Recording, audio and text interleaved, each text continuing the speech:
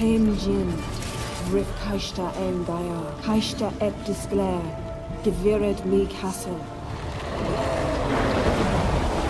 Radi Volten Imho Haden! Knowledge is the sole treasure worth seeking.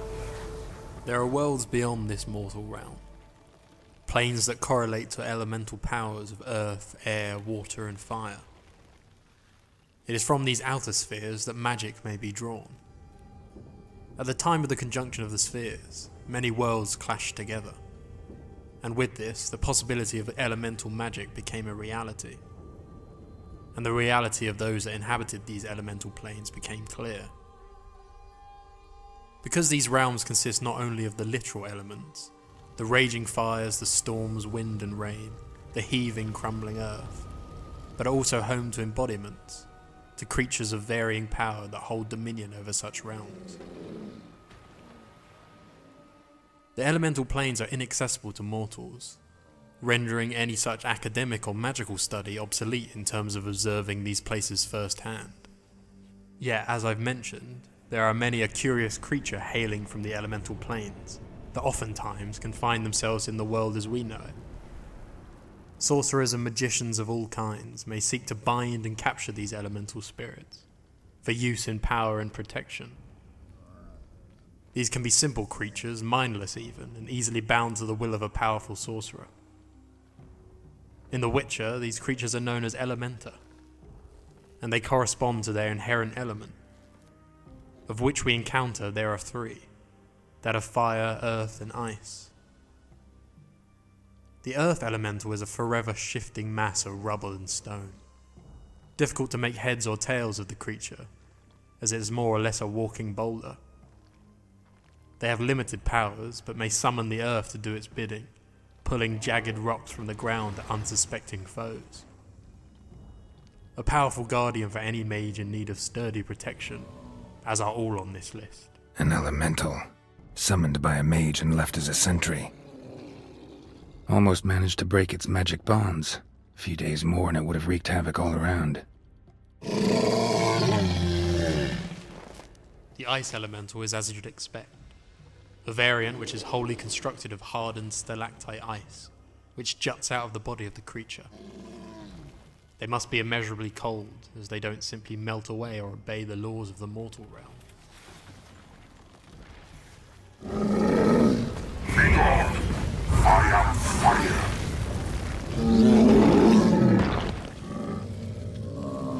And the last in this trio, the fire elemental.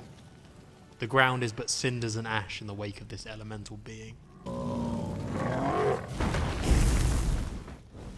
It is fire incarnate, and with the will of fire, it exists only to burn. They hurl great fireballs out of nothing, and can be responsible for great unending infernos throughout the world if set loose. Fire! It's burning! Run for your lives! Grevea, Clatu, Arixtella.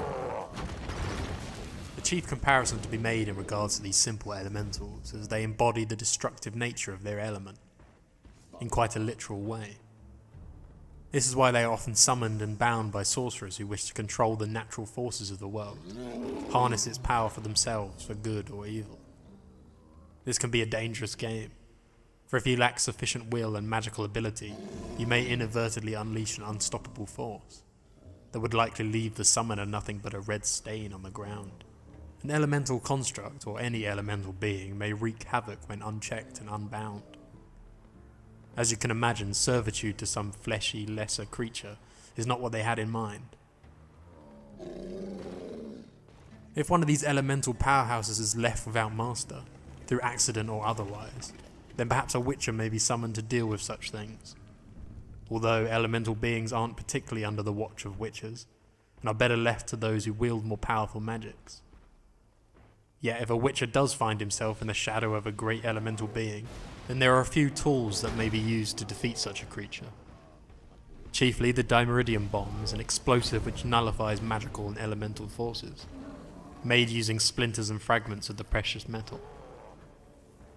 Despite what the games imply, good luck chipping away at rock or fighting fire with any kind of sword. Yet there may be certain alchemical blade oils that may harm living elements.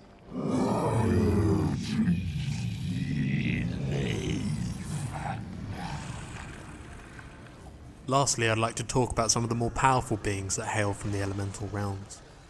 These are beings of immense power that embody their element, far more so than the simple elementals bound and summoned by sorcerers. I speak of course of genies, which is a catch-all term for these beings, unspecific and used by laymen when referring to any of these 4 elemental creatures. Firstly, there is the Dao. They are of earth, the rocks, the stone. They are of mountains and great peaks or deep places. We know little about them aside from one account of the mage Herbert Stammelford, who once commanded a Dao to move a mountain that obstructed his view. Secondly, there are the Morides, who command the waves, the swirling tempests and the great deluges. Next are the Ifrits,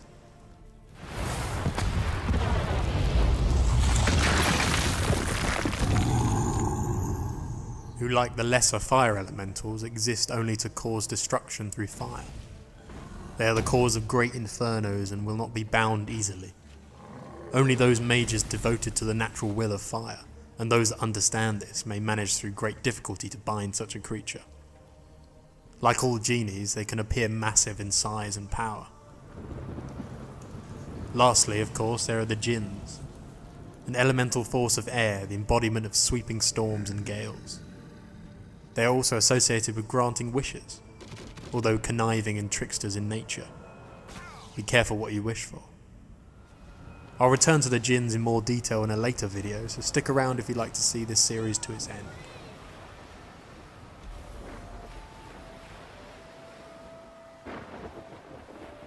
This video is the first in A Tale Between Worlds, a short series, and I've spoken here on the elemental planes and some of its lesser and more powerful inhabitants, and those who wish to control and bind such creatures. However, there are more elemental creatures to be discussed, so stick around for the next few parts in this series of A Tale Between Worlds. I hope you've enjoyed this video, and if you liked it, perhaps give it a like. And as always, if you'd like to see more from me, then don't forget to subscribe. Anyway, that's all from me today.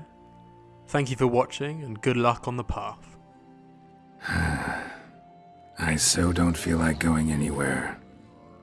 Sit here a while longer?